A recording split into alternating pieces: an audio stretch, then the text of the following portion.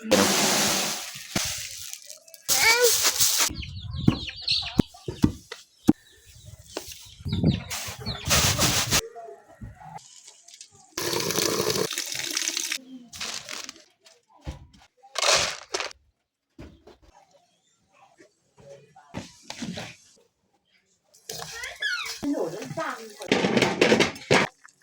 ด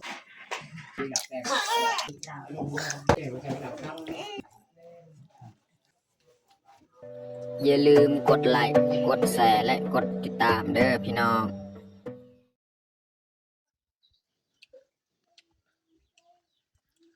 ครับสบายดีแล้วก็สวัสดีเบิร์ดสู่ครูสุคนยินดีต้อนรับเขาสู่สองบาวยืงแล้วก็สำหรับตอนแรกมื้อนี้แม่นข่อยสิพาทุกคนมาเบิ่งเฮาสิมาตั้มข้าวนี่แหละข้าวที่เฮาตากอยู่เทิงนี่แต่ว่าข้าวอันนี้ข่อยยังบ่ทันฮู้ชื่อนะพี่น้องเนาะถ้าว่าพี่น้องท่านใดฮู้ชื่อนี่ข้าวอันนี้ก็อย่าลืมคอมเมนต์บอกใต้คลิปเนาะแต่ว่าบาวยืงก็เคยได้กินอยู่แต่ว่าบ่ฮู้ชื่อข้าวเนาะแต่จักหน่อยข่อยสิทายทุกคนเบิ่งว่าเป็นแนวใดลักษณะข้าวอันนี้เม็ดมันสิมนๆกลมๆเนาะเม็ดมันแต่จักหน่อยทุกคนเบิ่งข่อยสิมาทายแต่ว่าตอนนี้นี่เฮายังตากไว้ยังบ่ทันแห้งเนาะเฮาตากไว้แล้วก็บัดแห้งจักหน่อยจึงสิพาเมียไปตำเนาะแล้วก็สิมาเฮ็ดข้าวแรงเลยเนาะสำหรับข้าวอันนี้เนาะแต่ว่าข่อยยังบ่ทันฮู้ชื่อแต่ FC นี่น่าจะฮู้เพราะว่าแต่ละคนอยู่ในเมืองอยู่ในแข้งต่างๆเนี่ยเขาเจ้านี่มีอะไรข้าวอันนี้เคยกินแต่ว่าบางยิ่งก็กินอยู่แต่บ่ฮู้เนาะจังไรก็อยากให้ FC คอมเมนต์บอกใต้คลิปเนาะว่าข้าวหยังเนาะโอเคแม้แต่จักน้อยทุกคนตามเบิ่งเฮาสิมาทายเลยแล้วก็ให้ทุกคนเบิ่งลักษณะของมันเป็นข้าวหยังเนาะแม้แต่ทุกคนติดตามเบิ่งติดตามชมแบบยาวๆเลยนี่แหละพี่น้องข้าวที่ค่อยไว้อะสิเอามาตำนี่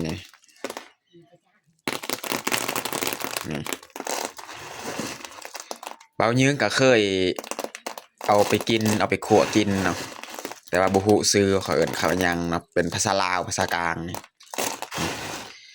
เอาตากไว้ให้มันแห้งจังเอามาตำเนาะแต่ว่า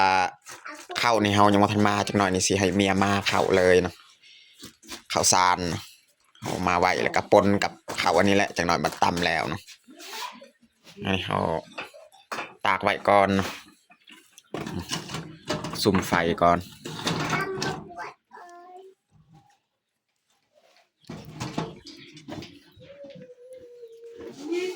อันนี้เมียจะเอาข้าวสารมาเนาะมุยบะบังจอกครึ่งเนาะเอามาไว้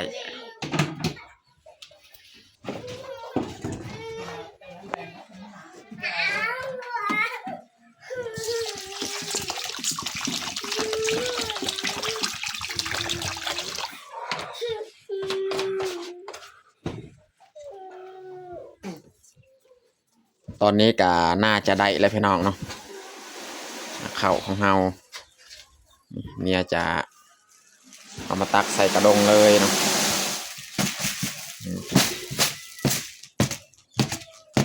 พี่น้องเบิ่งลักษณะเนาะข้าวอันนี้เอาไปตำเลยเนาะว่าสิได้ลายสำใดจักหน่อยเนาะบัดตำแล้วเนาะ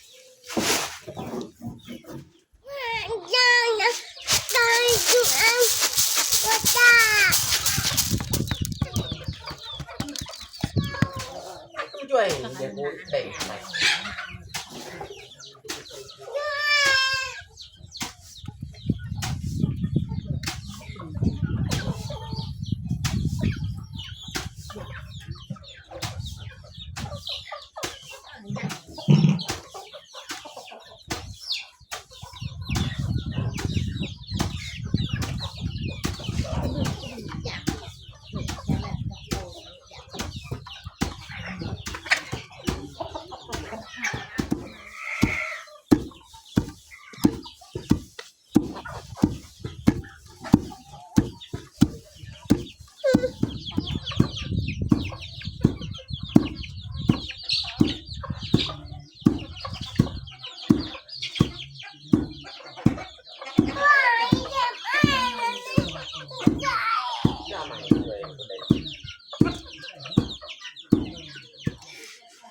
หลังจากเขาตำแล้วเขาก็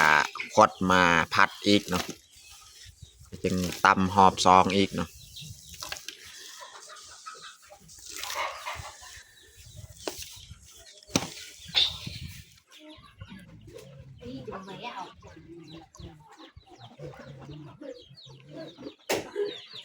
ดูไก่ตะวัดได้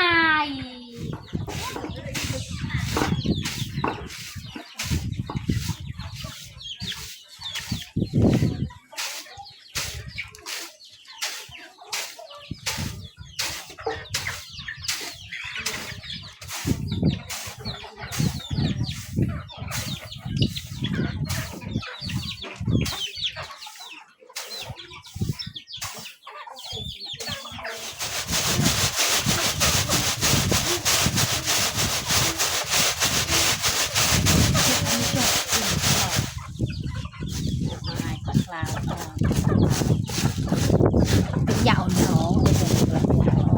เอา นี่แหละพี่น้องข้าวของเฮานี่สำเร็จเขาตำกาได้ประมาณนี้แหละตำเรียบร้อยแบบนี้แหละลักษณะในเมียจะข้างหม้อก็คือหม้อน้ำเขาต้มน้ำเนาะน้ำที่เขาจะลวกใส่ข้าวของเฮา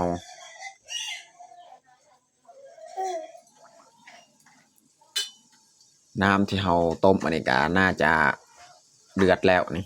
คนเบิ่งนี่เมียจะปรุงเลยเนาะ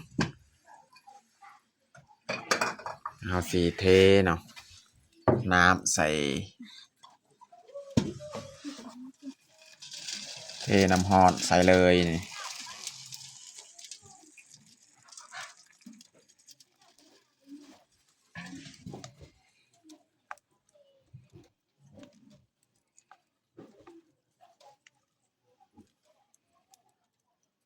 เขาจะล้างเลยนี่เขาเห็นแบบนี้ครับล้างน้ำออกน้ำเนาะ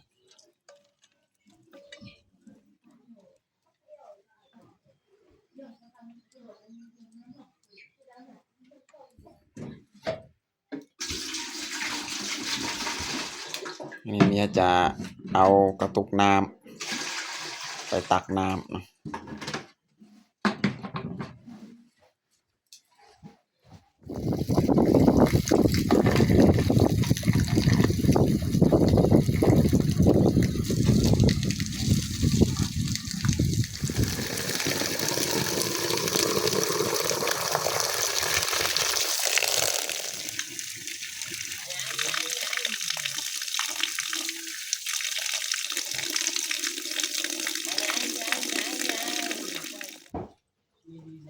จะเข้าไม่ได้อะไรก็เกิด ตอนนี้ก็เมียกำลังล้างข้าวที่เขาลวกใส่น้ำฮอดเนาะเลยเขาจะเริ่มเลยมานึ่งข้าวแล้วจึงมาเฮ็ดอาหาร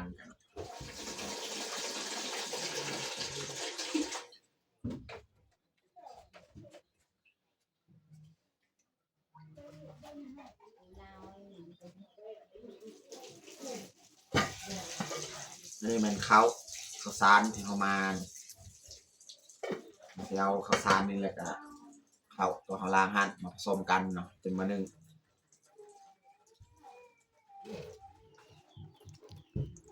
ตอนนี้เขาก็เอาข้าวทั้งสองอย่างเรียบร้อยนี่เอามาผสมใส่กระดงเลยเนาะอันนี้แมนข้าวที่เขาตำเมื่อกี้นี่แหละ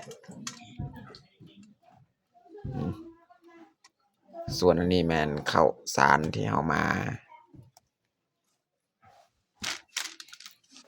ลองมาผสมเข้ากันว่าสิเป็นอะไรรสชาติมันสิแซ่บบ่เบิ่งสีนี่ลักษณะเขาอันนี้นี่คือสีหวานๆเนาะ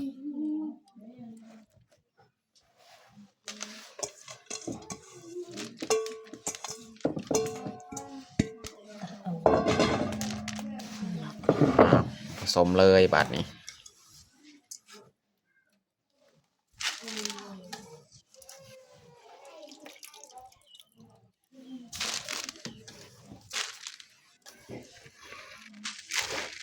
จะเริ่มผสมเลย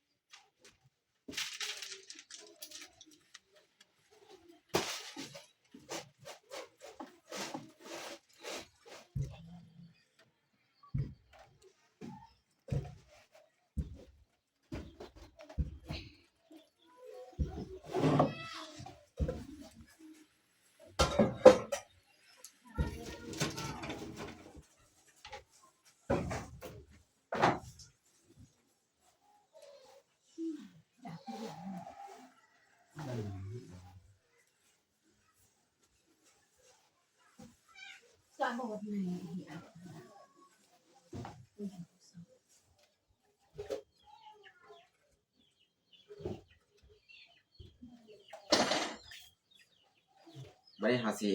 เตรียมเลยสำหรับอาหารอีกเนาะอาหารนี่ก็มีหนูแห้งนี่แหละเราสิเอาหนูแห้งมาออกเนาะถือว่าอยู่บ้านเฮานี่หนูแห้งเขาก็กินถ้าว่า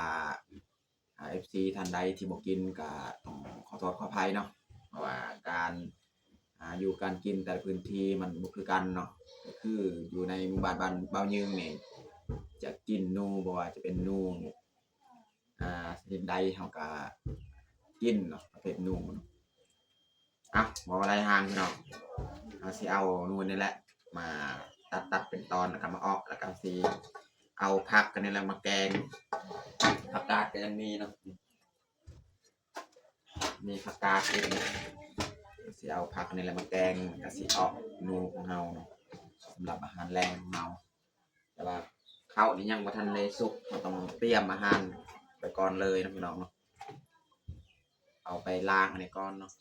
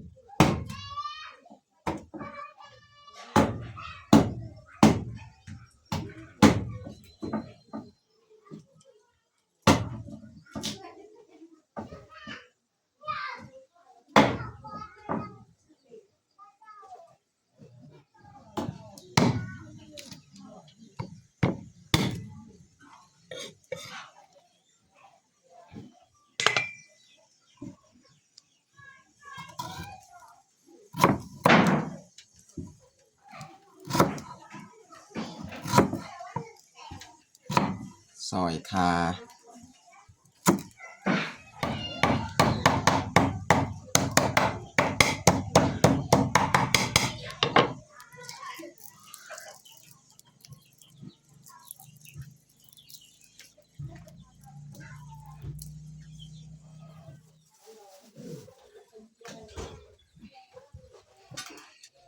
เนี่ยจะสิบเลยเข่าของเฮาเดี๋ยวว่าเฮาปีนนี่แหละ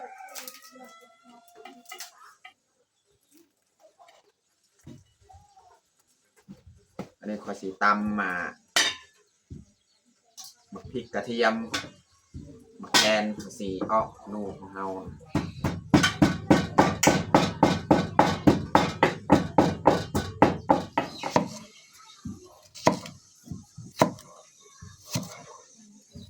ซอยหอมแดง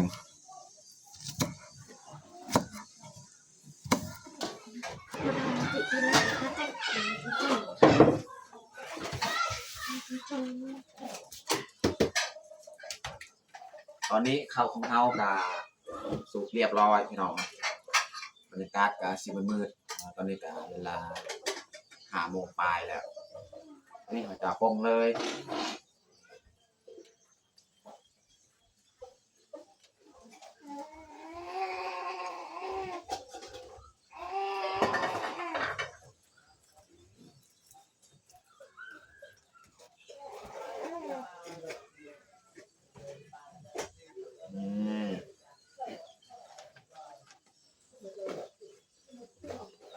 หอมๆเลยข้าวอันนี้เนาะ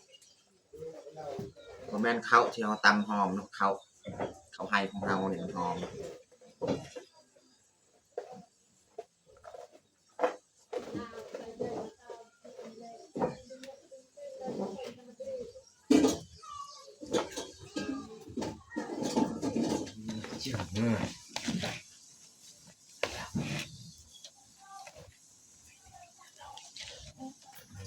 เบิ่งเนื้อลักษณะข้าว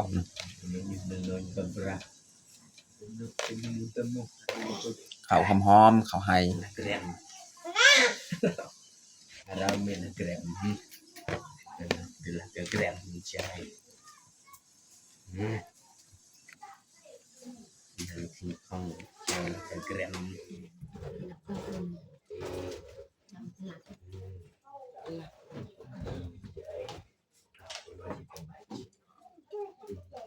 ôi là vậy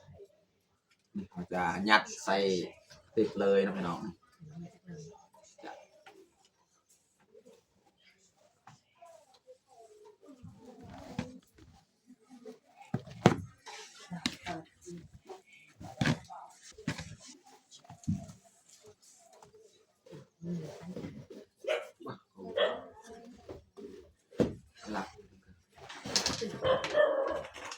เรียบร้อยพี่น้องนะยัด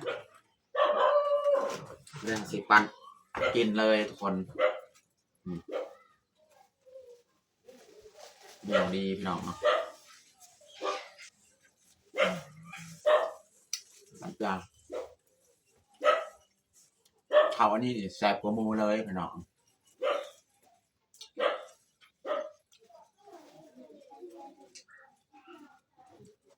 ซอรี่กายังบ่แซ่บกว่าเขาเนี่ยเขาอันนี้นี่แซ่บสุดเลยข้าวที่เขาตำเมื่อกี้แหละแต่บางยืนกายยังบ่ทันรู้ซื้อแต่ว่าเคยกินแหละ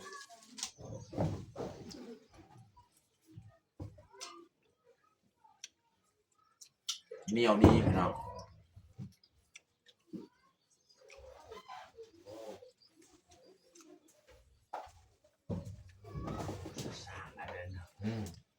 วันนี้เขาสิเฮ็ดอาหารต่ออีกเนาะข้าวก็เรียบร้อยพี่น้อง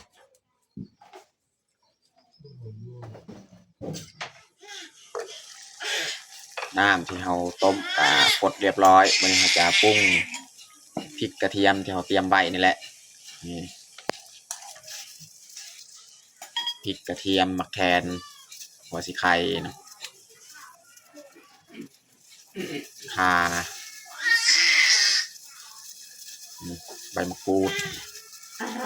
แล้วก็หอมแดงใส่เกลือเป็นนัวอีกแบบนี้เขาจะปรุงเธอเดียวเลยเนาะ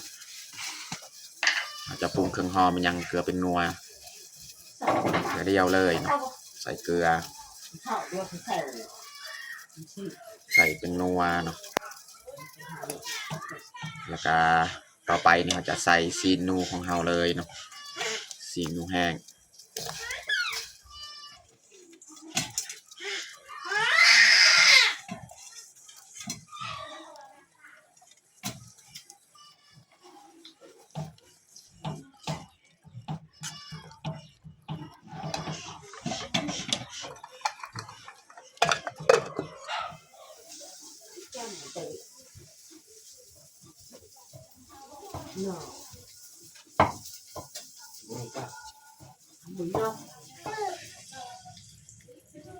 เอาสิแกงยอดมะบวบดอกมะบวบเนี่ยผักกาดก็มีคือกันแต่ว่าเอามาแกงยอดอันนี้เนาะ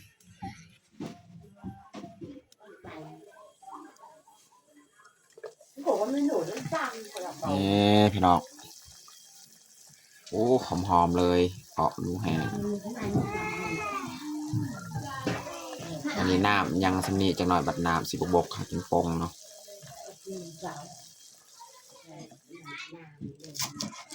ซอยหอมบัวหอมปลอมเนาะ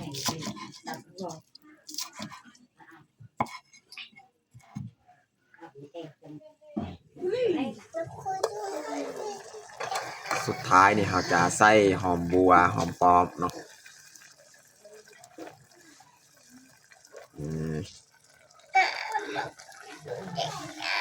เรียบร้อยพี่น้องเนาะ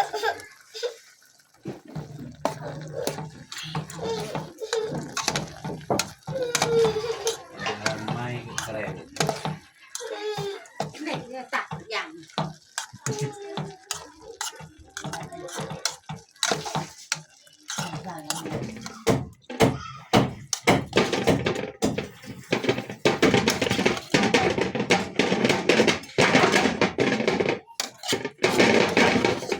แย่มันดับ เรียบร้อยพี่น้องออกนูของเรานี่ มันดับ ไม่ได้เราจะใส่ผักเลย no แกงผักสด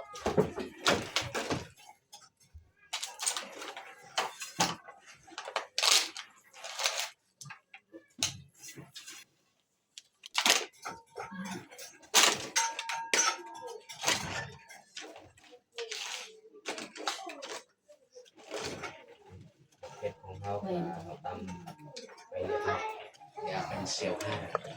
แต่เป็นเซียวห้า นี่แกงผักสดพี่น้อง เป็นเซียวห้า สดน้ำแกงผักอันนี้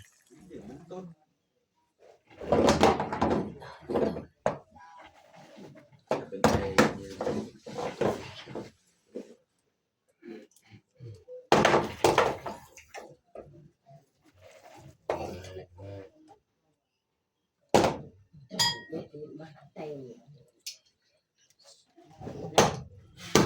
ไอ้ฮักละครก็เลยใหญ่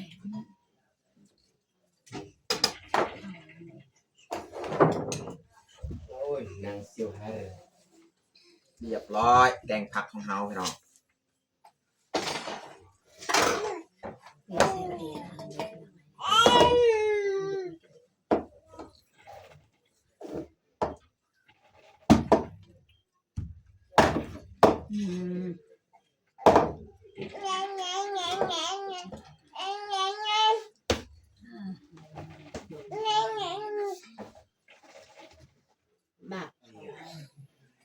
อู้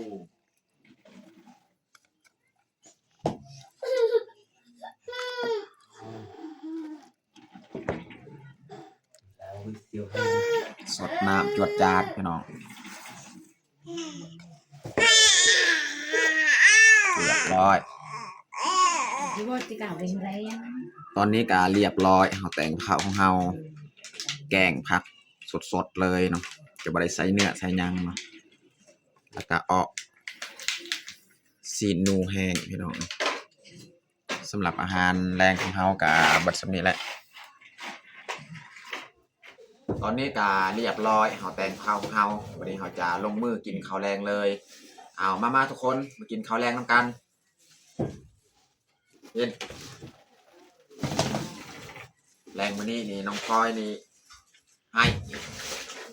อารมณ์บดี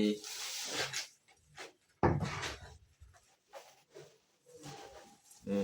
มากินข้าวที่เขาตำเขากินนี่แหละพี่น้องจ้าเดินไม่จ่าต่อ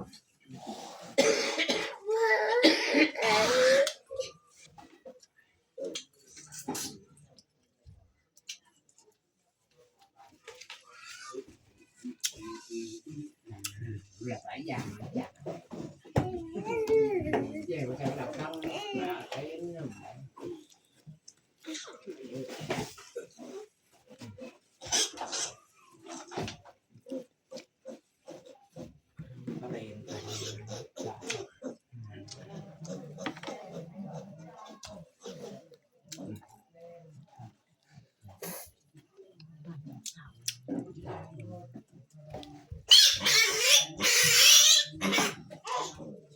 ดาว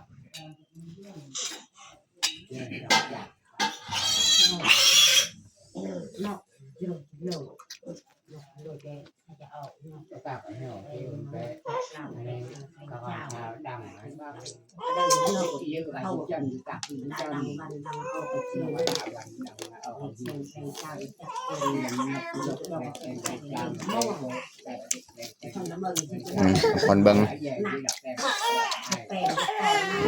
เขา